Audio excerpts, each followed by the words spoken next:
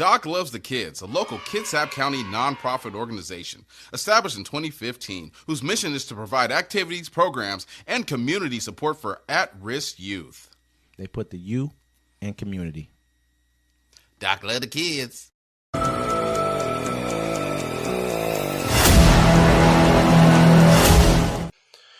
Welcome to Uncommon Courtesy. We give you the courtesy of conversation. That's uncommonly spoke of. I'm D-Mac. I'm Wesley. And this is the show. Don't forget to like, listen, subscribe. Thanks to everybody that checks us out every week, every day. We put stuff out. Don't forget our Friday Fix every 7 p.m. every Friday. Live Town Hall 1 p.m. Every Sunday, both Pacific times. I mean, we talk politics on our town hall, but on Friday Night Fix, man, we talking life. We're gonna start bringing in some guests. So, you guys, if you guys want to be guests on our Friday Night Fix, let us know. We can talk about pretty much anything. Anything you know what I mean? And we're gonna talk about it too. We're gonna talk about it, but let's talk about this. There are no rules. Definitely. Let's talk about this story today out of South Korea. South Korea lifts president's martial law. Lawmakers reject military rule. The president of South Korea early Wednesday lifted the martial law he imposed on the country hours earlier, bending to political pressure after a tense night in which troops surrounded parliament and lawmakers voted to reject military rule. President Yoon Suk Yeol, who appeared likely to be impeached over his actions, imposed martial law late Tuesday out of frustration with the opposition, vowing to eliminate anti-state forces as he struggles against opponents who control parliament and that he accuses of sympathizing with communist North Korea. Police and military personnel were seen leaving the grounds of parliament following the bipartisan vote to overrule the president, and the declaration was formally lifted around 4:30 a.m. during a cabinet meeting. Parliament acted swiftly after martial law was imposed, with National Assembly Speaker Woo Won-sik declaring the law was invalid and the lawmakers would protect democracy with the people. This was a pretty tense scene. They acted quickly, and there were still a lot of people in power that were able to stop it. But I mean, when they do that over here on January 21st, you know, it's gonna be a sight to see, because that's what's happening. Yeah, I feel like, I mean, this was the reasoning he gave. You know, I'm gonna kind of like just glaze over the reasoning a little bit,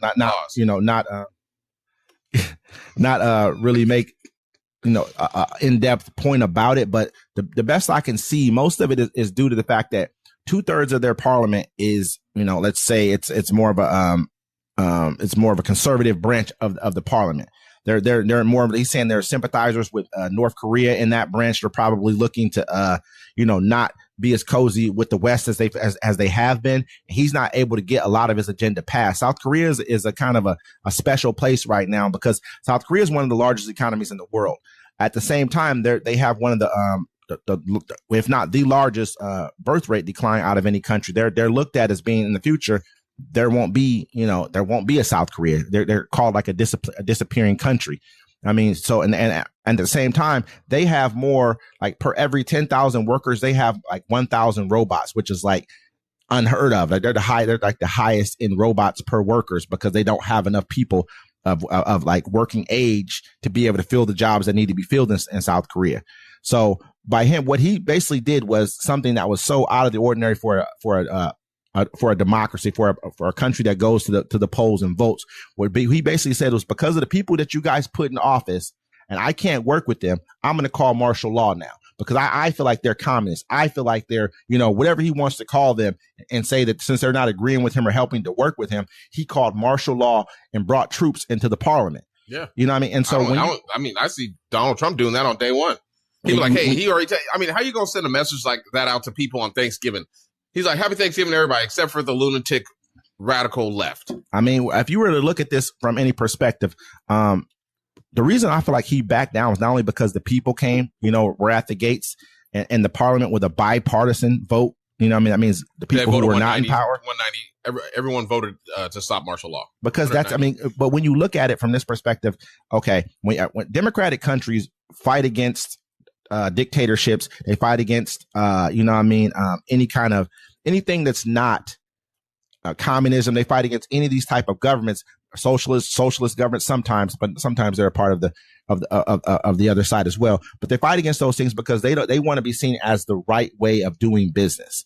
Because if a dictatorship is looking like it's being successful and the people are eating and they're living good under that dictatorship, people may call for that. But on the flip side of that, if people are living good under a democracy and things look like they're going well, people are going to call for that. Look at like the Arab Spring that they had in 2011. That's why so many dictatorships and also rules by kings and things of that nature were being overthrown at that time. But with him doing this, it gives democracy a really bad kind of like taste in their mouth. Because if something doesn't go your way, you're pretty much saying that throw democracy out the window. And now we're going to head straight to martial law. Who else does that? Us. A dictator. We're about to do it. You know what I mean? A dictator. And so to me, this was almost like a test run to see if this will work. It didn't work because he didn't have any true enemy to point at. In our country, we kind of have an enemy that we've all been pointing at lately, which is immigrants. So a person can say minorities and Democrats, and so a person and liberals he can come in. Say it again. The liberal and the woke. Yeah, and so he can come in and say, we're going to weed these people out of our government. So I need this type of power. We're going to get rid of these people out of our country. So I need to do this because these governments are not willing to work with me. Say like California chooses not to let the federal government send troops in. Oh, we need to call martial law because this is what's happening here. And I need this law. And once you do it one time, it's never happened in this country. It's against the law actually for a person to send troops into the streets here. And so once it happens once, we become kind of it becomes a normal thing. And it won't stop. That's the whole thing. People, you think they're going to call martial law, round them up after a month or two, and it'll be done? Nah, because now he has martial law. He has all the troops in the streets. He can do whatever he wants. And the troops have gotten to a point to where they're comfortable dictating what the people in this country do. They've never done that before. Imagine that they're comfortable now. So now when he wants to do it again for another reason, like you said, already there. It's already there. It's already happened one time. It's already it's already normal to us to drive and have blockades where, like you said before, where now they're blocked. Okay, it's a blockade here. What they're doing is it's just a checkpoint. They're checking each vehicle for this. It's normalized to us now. I'm saying what we need to do, if it gets too wild, people need to start blowing up those forensic buildings. Then we can get back to the 90s where we could be free spirited and do what we want to do. And in the streets. at the same time, these same people who were very much against mask wearing people standing 6 feet apart, they're going to be all for blockades, warrantless searches of people's homes, warrantless, basically detaining people without real probable cause. They're going to be fine with that. Well, but you were not. But you're laughing about a mask. They're going to come to their house because everyone's suspect. You can say, hey, you could vote for Donald Trump and you can see what he's doing and say it's wrong. And you can start hiding immigrants in your home. Well, as soon as they catch one person doing it, now everyone's guilty of it. So they got to make sure they go through everyone's house. Once everyone starts getting violated, they're going to be like, damn, this is what I voted for. I'm like, yes. I don't feel like they're going to dictatorship. I don't feel like they're going to violate people who look like them. I don't. I feel like that's going to be, there will be some, of course, because it's going to happen. Just like during, when over in Nazi Germany, some Germans hid Jewish people in their homes. That happens. It's going to happen. Just like during the Underground Railroad, some white people helped black people along the Underground Railroad. It's going to happen. So there will be cases. But overall, they're not going to pull over someone named Zach or something like that and say, oh, we think that you're an immigrant. Show me your paperwork. Or let's go into Zach's house over there. No, they were like, Zach, show us your Facebook. Show us your friends list. Like, yep, nope. Zach got too many colored friends on here. That's a possibility. Yeah, why not? Everything's on social media. That's how they catch the rappers. They caught the one dude the other day. He was on there with a switch. Had 70 views.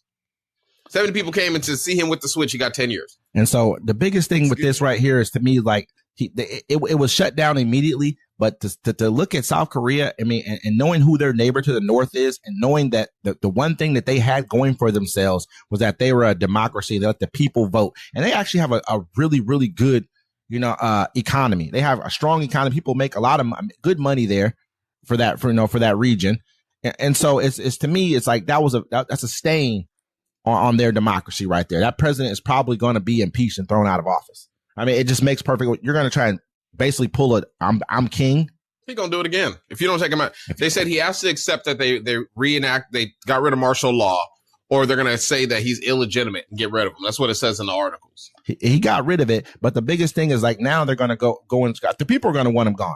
Yeah, no, I can't trust you. A way around it. I can't trust you. Well, but the point of it to me is, will we go for that? Was that something that we're going to be okay with? Oh yeah, of course. I think so too, man. I first think about it, they laid down and let all this happen. So I think so too. I think the majority of people who voted for this person they're going to be super fine. They're good with it. They're damn near will let him be king. They have no problem with that. Well, no, they will at first because to them, they're listening. When you're lied and fed, when you're fed a bunch of lies throughout your media, you're gonna believe all that stuff. You see, one white girl got killed by an immigrant. Brutally. Yeah, it's a horrible thing, right? Mm-hmm. But Americans kill our own, but you're using this one person out of 20 million. You're using 100,000 people out of 20 million. I mean, that's what they do to black folks. Now, when it starts affecting their pocketbooks, when it starts affecting their food, when the programs that they like to watch can't air anymore on TV, when you're because you're not uncomfortable. There's a lot of people in America. The only time you're uncomfortable is when you put something on to make you uncomfortable. You put on a channel, now you're uncomfortable because you're watching this. You're online, you're reading some articles, that's making you uncomfortable. But you turn that off, your day's fine. Once your day-to-day stops being normal, then you'll realize what you've done to yourself. That's what I'm saying. That's exactly what's going to happen. Like I said, I want to say one more time, I believe that this was I won't say it was intentional, but it was a test run. This was a test run to see how these type of things will play out in a democracy. In a strong democracy. We're not talking about a weak one that just, a new democracy. We're not talking about one that is impoverished democracy. We're talking about a strong democracy, and I think this was just a test run for what's to come. Well, see, Donald Trump can just get up on, hey, I'm enacting martial law. Report to your local, we're going to have these bases open and we're going to get people and you can help us get rid of the migrants. And people will sign up because they're going to get paid. Speaking of getting paid, Missouri lawmakers propose bounty system to report migrants. A bill introduced into the Missouri Senate would give residents a $1,000 payout for reporting migrants who entered the country illegally. The proposal is one of at least 7 bills introduced in the state's legislature to focus on the immigrants, all sponsored by Republican leaderships. Senator-elect David Gregory proposed the legislation, which would create an online portal for people to make reports to the State Highway Patrol and be eligible for the payouts. Texas couple Dreams border orchard turns into a nightmare. Senate Bill 72 would also develop a Missouri illegal alien certified bounty hunter program, which would certify people to be bounty hunters for the specific purpose of finding and detaining immigrants without proper documents. Anyone licensed as a bail bonds agent would be eligible to apply for the program. You know what that sounds like to me? Remember back in when Frontier days when they were running out and they were basically paying for scalps? Yeah. You know what I mean? Like, is this dead or alive? How is this going to play out here? So if one of them fights you, do you have the right to now kill them? You know what I mean? Like, so how did this is what it sounds like. I know what people are going to say that sounds like fear mongering, but pay attention.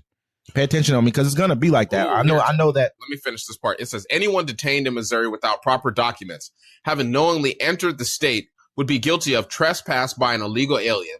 That would mean they could not receive any public benefits, vote in any elections, get a permit or license to drive, or even become a legal resident of the state. Yeah, it's perfect for them. Yeah.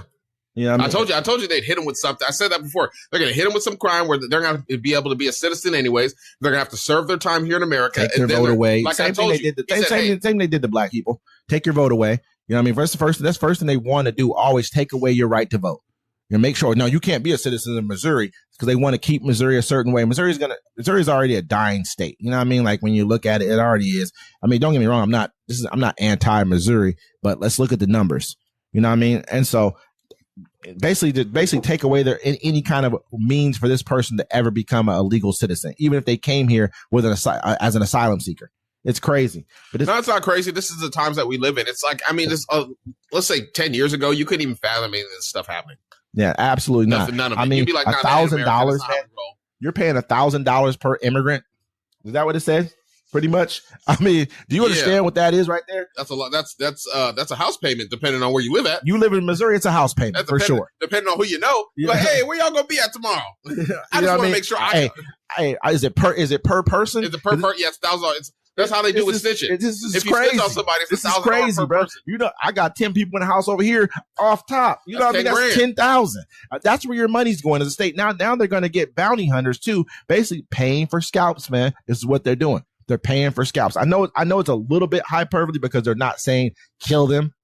However, if a person feels like they're in danger, if a bounty hunter felt like he was in danger, they can't hurt my feelings because they don't speak English. Why do you think they take a gun? Why do you think they have a gun with them? $1,000 a piece, huh?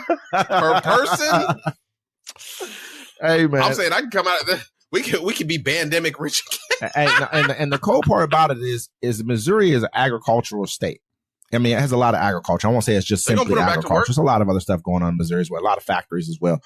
I mean, so it's an agricultural state. So how are you going to get around that part of it? I told you what they're going to do. Bro, I told you this was the plan before, right? And now that I have a bill. Let me tell you what they're going to do once they start locking them up. They're going to make them slaves. They're not going to send them back right away. They're going to put, hey, you're going to have to work, and you're going to have to work hard labor. They're going to call it hard labor.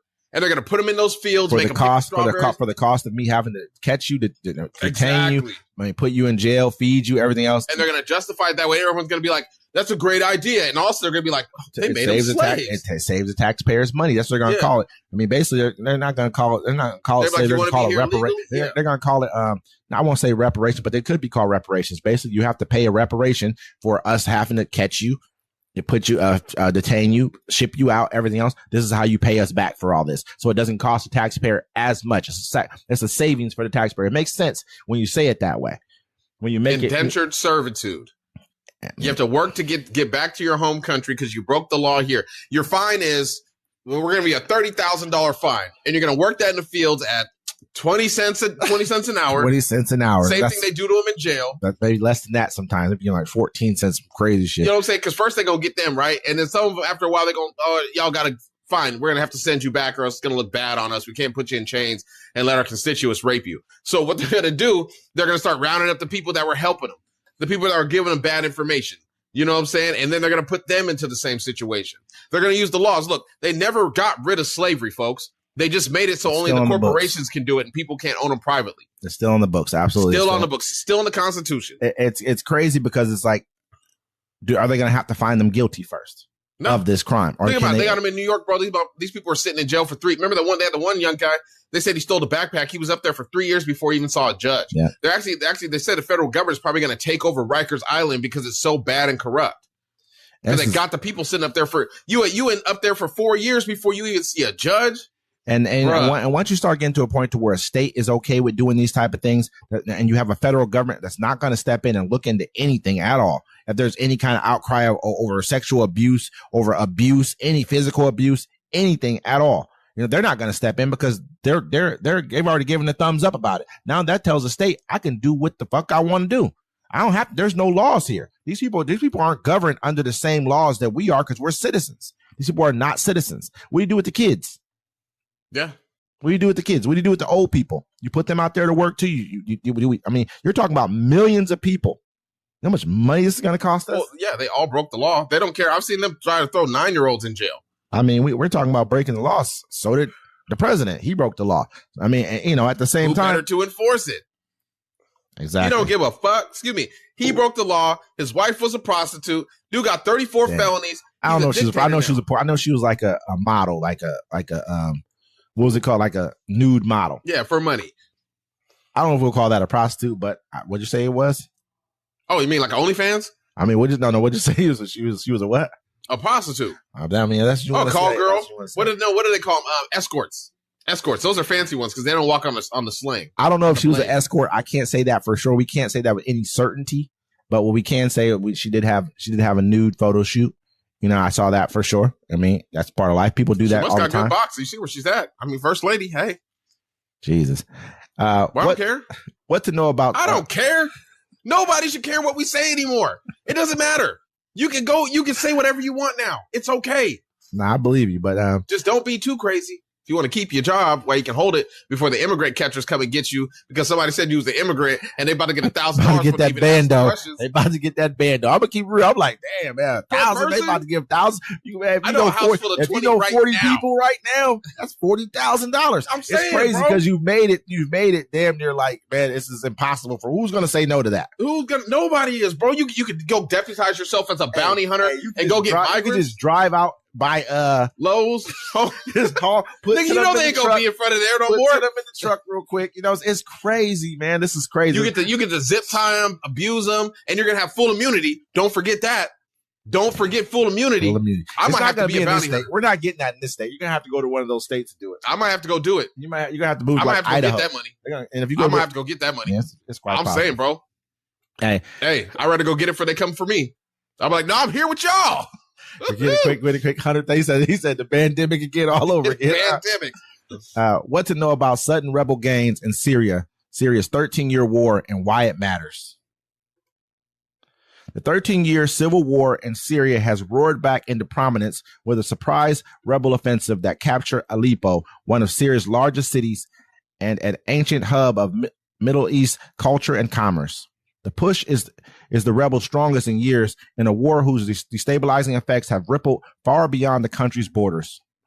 It was the first opposition attack on Aleppo since 2016, when a brutal Russian air campaign retook the northwestern city of Syrian President Bashar Assad after rebel forces had seized it.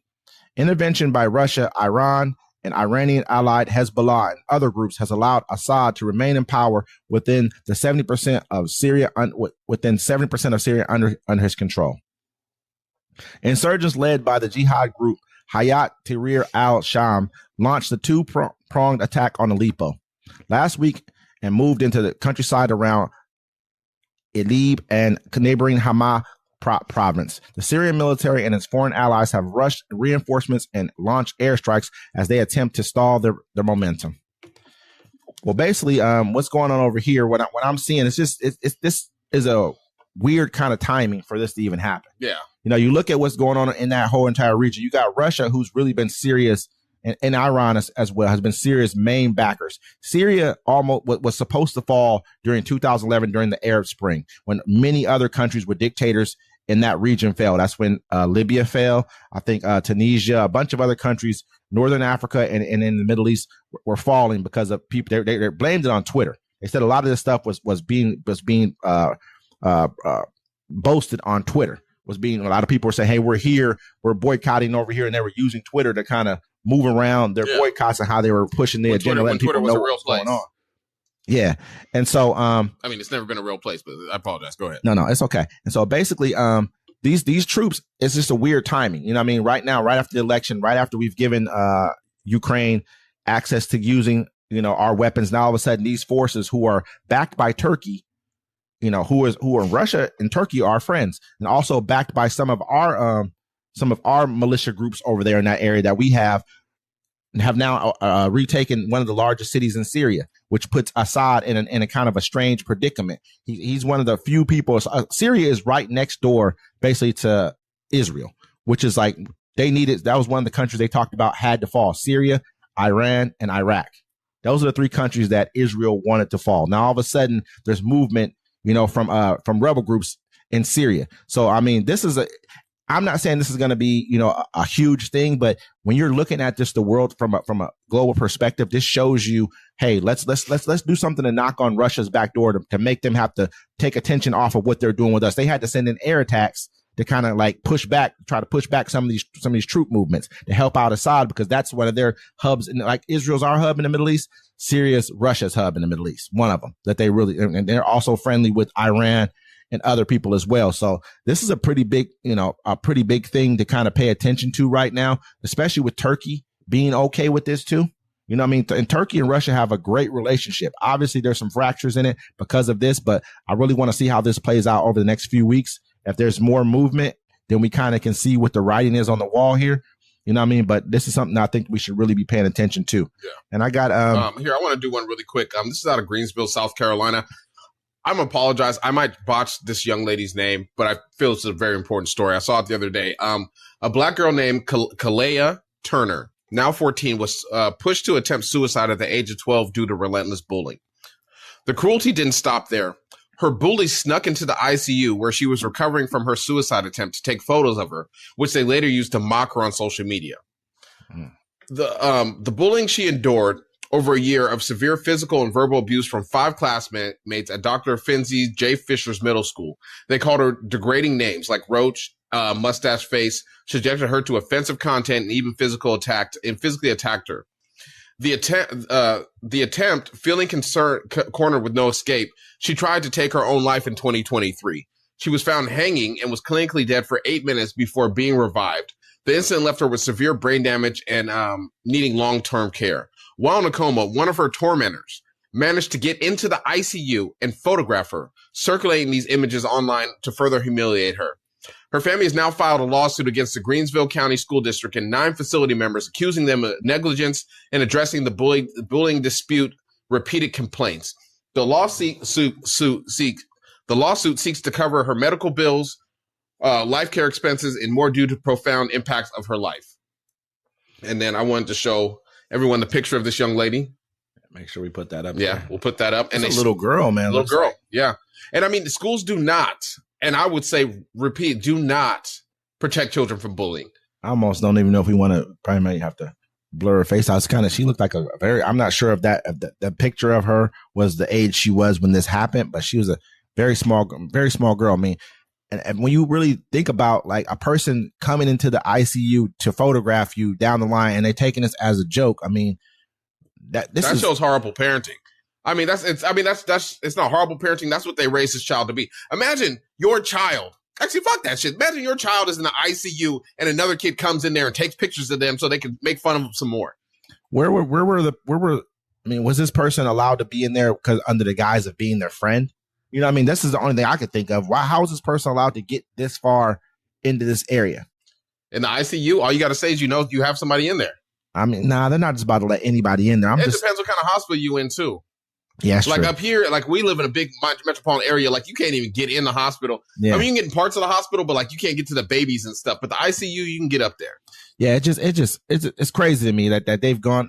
This little girl was this affected by what happened, because a lot of people go through bullying. A lot of people go through that. Yeah. I mean, don't get me wrong, but it's been going on for a very long time. We've always had a term for it, but we just started really pushing this agenda. Like, people are bullying. It's been going on for very long time. This is a part of life. Everyone gets bullied at some point in time, somewhere in their life. It happens. You know what people need to do? If your child's getting bullied by a kid in the school don't want to do it. I saw one dad, he went to school and beat up the bully's dad. He's like, I'll beat your daddy ass. I'll beat your mama ass. You know what I'm saying? The dude on the school grounds. Look, my daughter, she turned to gang banging for a minute because she's getting bullied so much in the school, isn't doing nothing about it. She's like, well, Dad, I got tired of being bullied, so I got me a crew and we flexed on everybody, and nobody messes with her now. She doesn't gang bang or anything like that, but she had to get tough and crazy. I had to do the same thing in school myself because the schools won't protect children. It happens, though. I mean, this is a part of life. I mean, this is why people do a lot of things in certain neighborhoods. Like, we had this conversation before. You were like, everyone, certain neighborhoods, everyone has everyone has free will, which they do. But there's a lot of things that go on there that are worse than just some words sometimes. Yeah. You know what I mean? Like, people are getting killed and things like that. So they turn to, like, just from your same story that you just said, this is like other people turn to gangs and whatever else, because there might have been someone who were their friend or their family member who were murdered. And they need protection.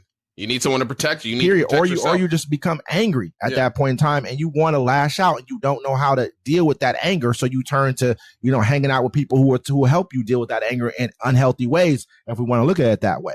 And so this is just a sad case with such a, I would assume the kid's probably in junior high, maybe high school. I'm not really sure. She was 12 at the time. Okay, Jesus, 12 years old. So she's either 6th grade or 7th grade, 1 to 2.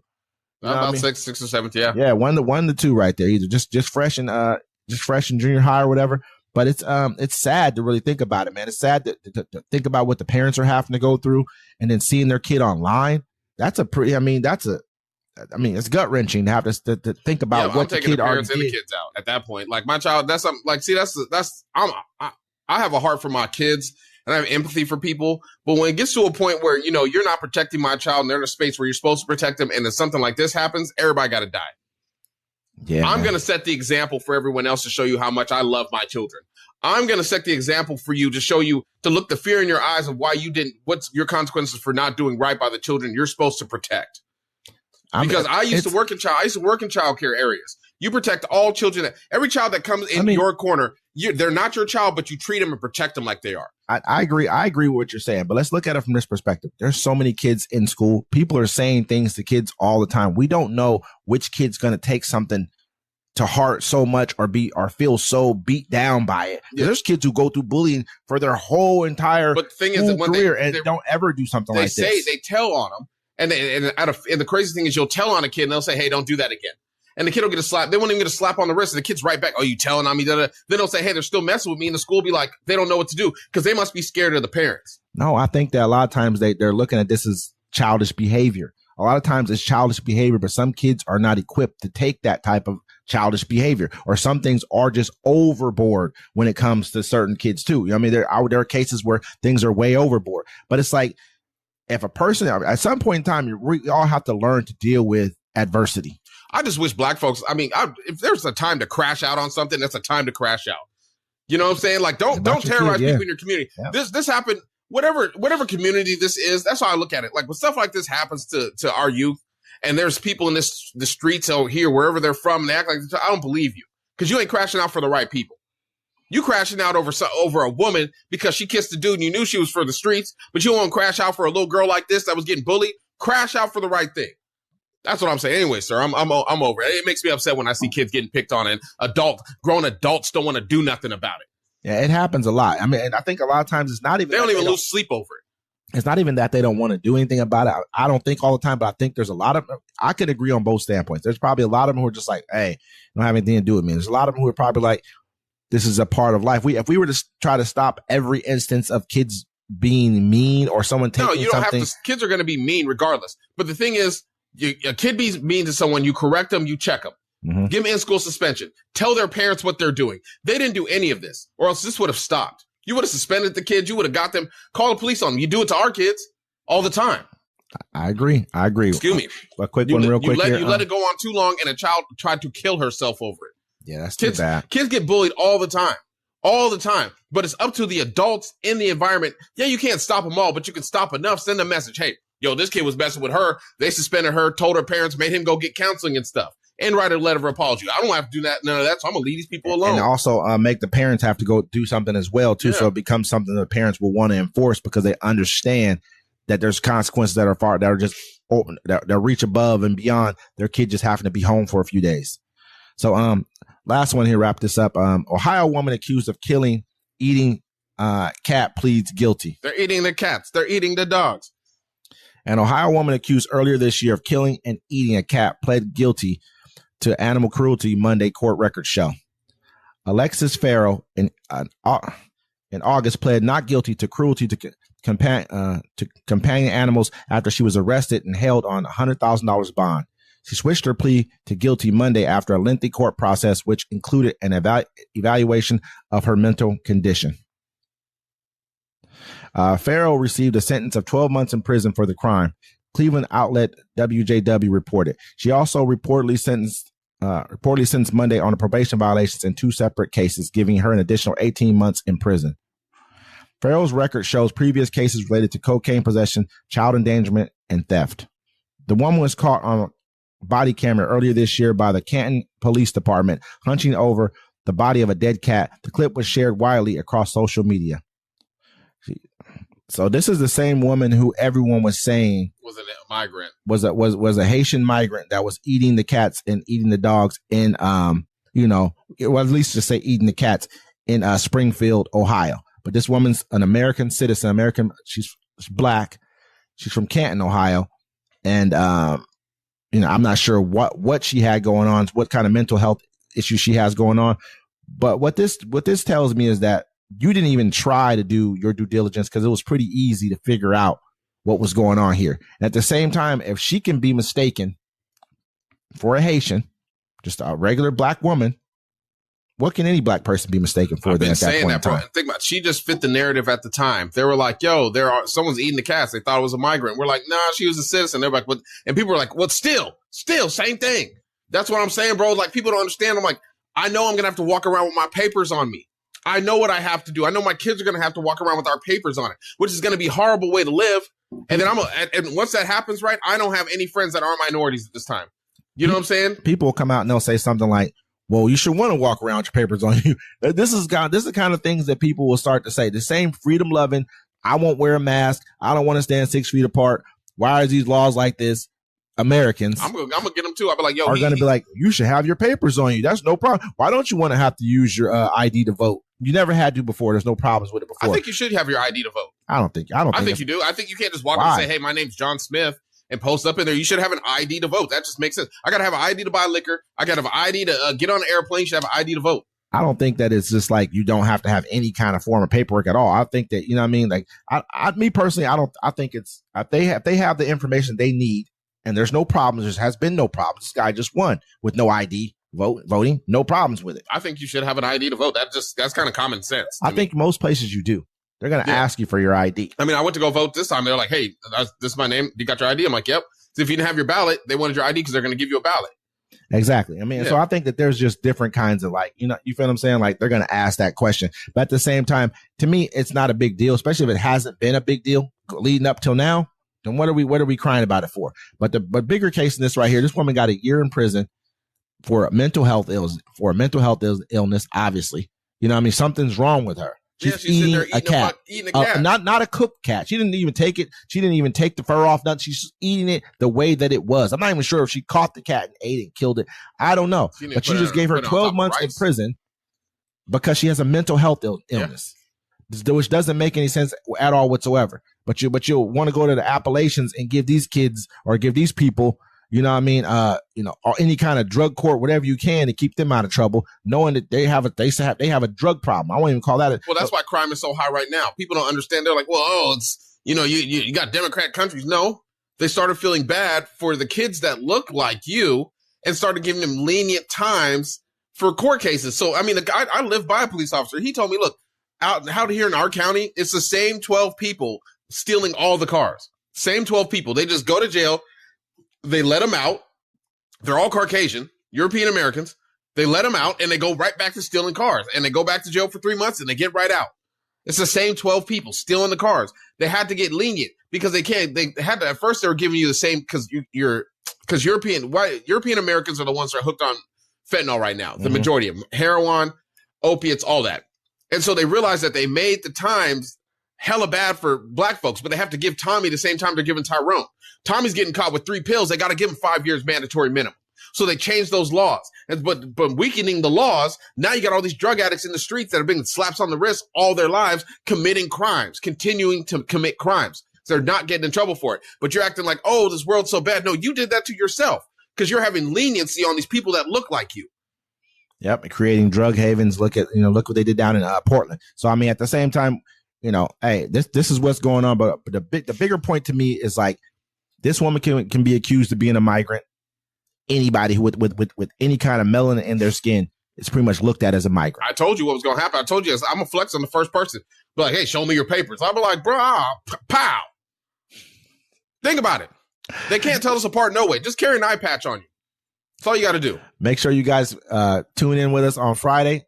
So for the Friday Night Fix, 7 p.m. Pacific Standard Time. Yep. We talk about anything. You can join in on the conversation. We let us a town hall kind of sort of a conversation with no politics. You can bring it in. If you guys bring it in, we talk about it. But we're not talking about politics. We're not going to bring that up as a point of as a point to talk about. Then on Sunday, 1 p.m. Pacific Standard Time, we do our weekly town hall where we discuss all the news that's going on this week.